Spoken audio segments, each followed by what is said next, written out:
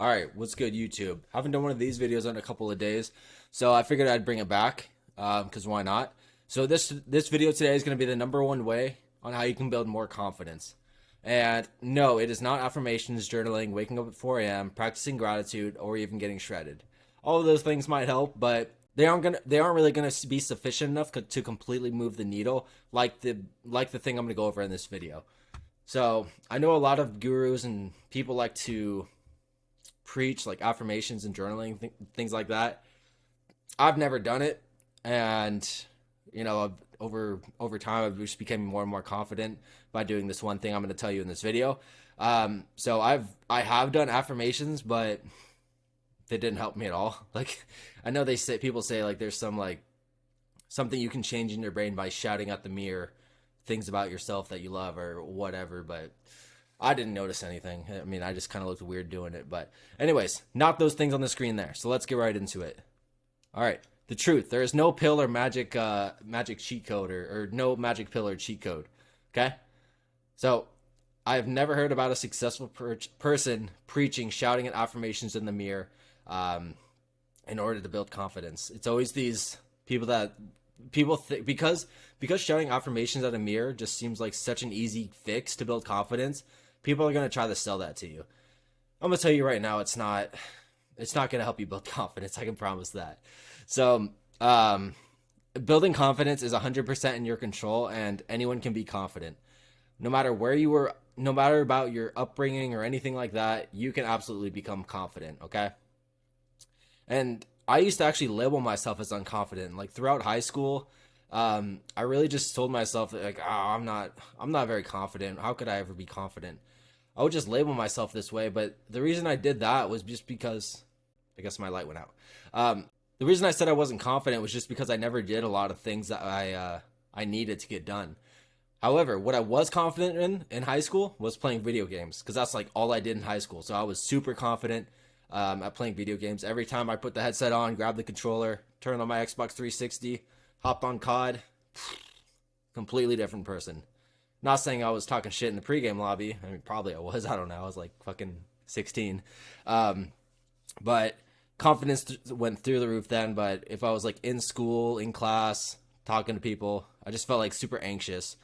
So that's why I would label myself as unconfident. But the reason I did that was just because I didn't condition myself to those other circumstances other than playing video games enough.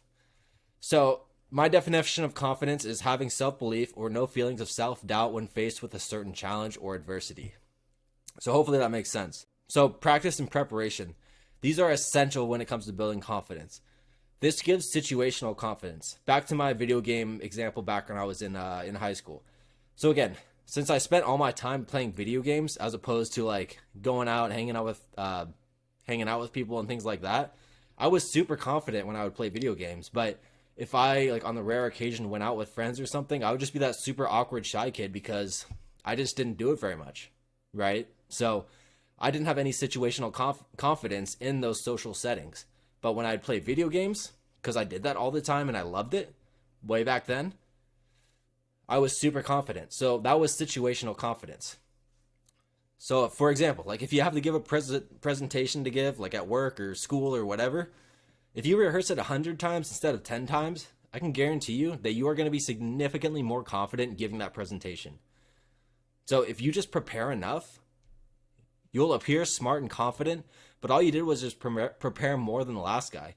And this was something I was actually pretty good at in school. I would always get pretty much straight A's because I would always study a lot, play video games and study. Like I really didn't socialize at all. Like that part of my life completely went in the toilet because I was so focused on video games and studying, which is good and bad. I mean, video games is not beneficial whatsoever. So that's a whole nother topic. But I would always prepare for my presentations and like my tests and everything like that. And the few times I didn't prepare, just because I was like lazy or whatever, no confidence, starting over my words. I was literally, if I like had like note cards or something, I was literally like shaking in front of the entire class, sweating, stressed out because I didn't prepare. But on the times I did prepare and knew exactly what to say, when to say it, and how to say it, I felt super confident. I mean, maybe there's a tiny bit of anxiety when I would go up there just because, again, I didn't really socialize at school. So when I had like 30 pairs of eyeballs looking at me, 30 people looking at me in front of the class, then yeah, maybe a little bit anxious. But if I prepared, I was significantly less anxious than when I didn't prepare. So failing to prepare is literally preparing to fail. I'm sure we've all heard that quote at some point, and it is so true. It is so true. If you don't prepare, if you don't come in with proper preparation, then the chances of you failing are significantly higher, no matter what it is. So the more you do something, the better you will be at it, and therefore the more confident given those circumstances. So that is what situational confidence is. So again, the more you do something, the better you'll be at it, and the more confident you can be under those circumstances. Maybe it's cold approaching girls. I know that's kind of a popular thing on YouTube. On your first cold approach, I can guarantee you that you are not going to nail it.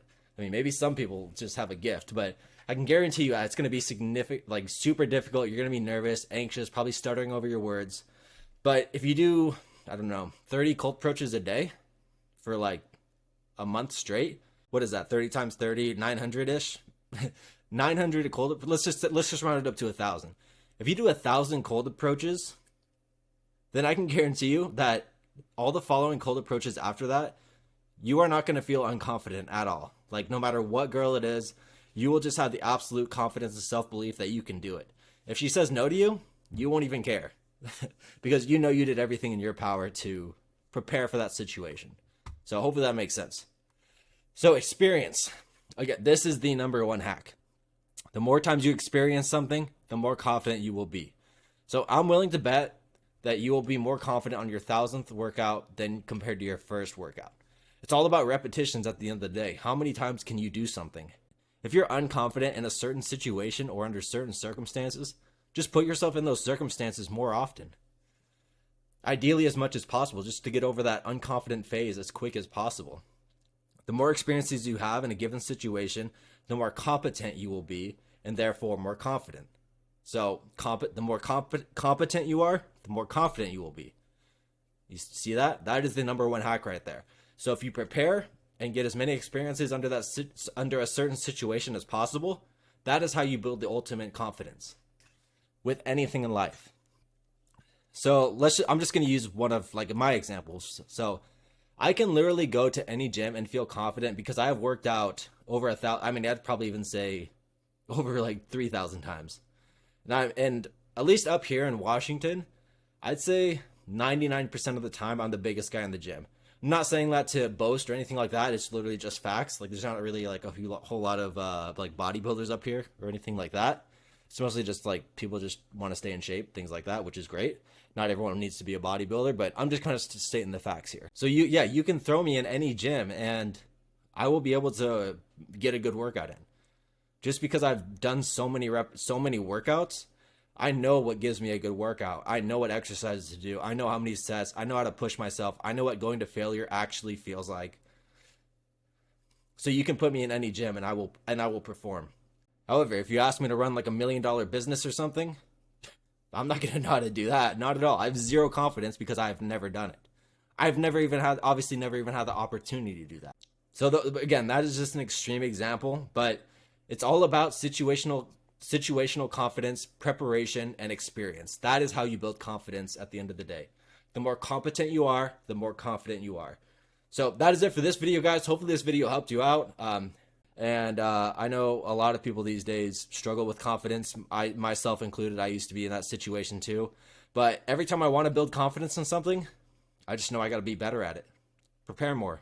Experience it more. That's what it comes down to. So hopefully this video helped you guys out. If you have any questions about anything at all, you can leave it in the comments below or shoot me a message on Instagram. I get back to everyone. So hope you guys enjoyed, and I will see you in the next one.